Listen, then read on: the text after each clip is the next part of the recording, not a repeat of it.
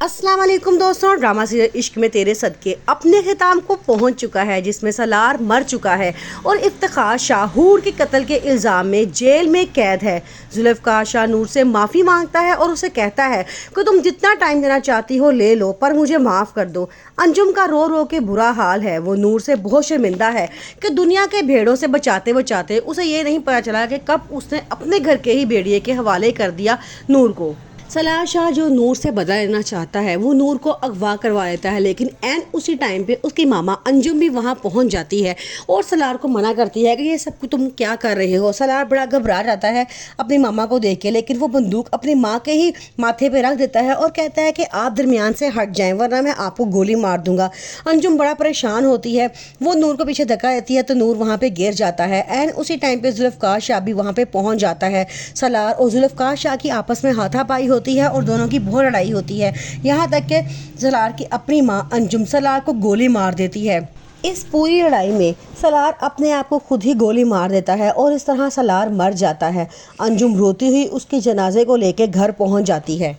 जुल्फ़िकार शाह पे यह हकीकत खुल चुकी है कि उसकी हूर को मारने वाला कोई और नहीं, उसका अपना बाप था। एक पूरी प्लानिंग के तहत उसने हूर की गाड़ी के ब्रेक फेल कर दिए, लेकिन वो ये बात नहीं जानता था कि जिस वक्त हूर ट्रैवल करेगी उसके साथ उसका बेटा जुल्फ़िकार शाह भी बैठ जाएगा। जबकि दूसरी तरफ अंजुम अपने बेटे की हकीकत से ना वाकिफ थी। जब उसने अपने बेटे को नशे की हालत में देखा तो वो अपने होश खो बैठी।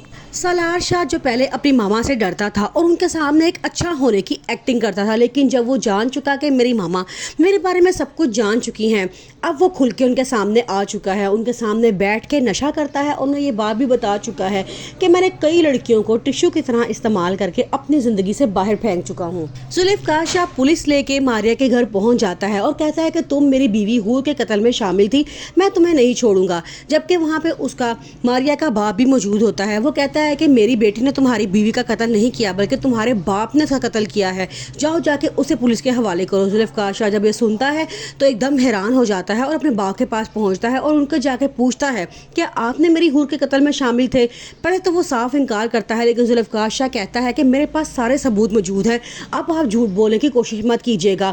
वो उसी टाइम पुलिस को बुलाता है और कहता है कि ये तो आप शुक्र करें कि उस वक्त गाड़ी में मैं भी था, लेकिन मैं दुआ करता हूँ काश मैं उस वक्त मर चुका होता। फिर आपको पता चलता है कि किसी का कोई अपना छूट जाए या मर जाए तो कितनी तकलीफ होती है। उसके बाद वो अपने बाप को पुलिस के हवाले कर देता है और अब रोता हुआ अपनी माँ के कदमों में गिर जाता है। उसकी मामा कहती हैं कि तुम हूर को मनाओ और उसको घर वापस लेकर आओ, वो तुम्हारी बीवी है, जाहिर बात है उसकी बहन का कत्ल हुआ है, उसको समझाओ कि उसके कत्ल में तुम शामिल नहीं थे, तुम्हारा बाप शामिल था जिसको तुम सजा दे चुके हो। जुल्फ़िकार शाह नूर के पास जाता है और उसे जाके सारी बात बताता है और कहता है कि तुमने जितना टाइम लेना है तुम ले लो, लेकिन तुम मुझे माफ़ कर दो। मैं कभी भी ऐसा इंसान नहीं था और ना ही मैं कभी चाहता था कि मेरी हूर इस दुनिया से जाए, क्योंकि मैं हूर से अपने से भी ज़्यादा मोहब्बत करता था। नूर जो जुल्फ़िकार शाह को छोड़ने का प्लान कर चुकी होती है, जब वो सारी हकीकत सुनती है तो परेशान हो जाती है और जुल्फ़िकार शाह को माफ़ कर देती है और कहती है कि मैं भी अब आपके बगैर नहीं रह सकती।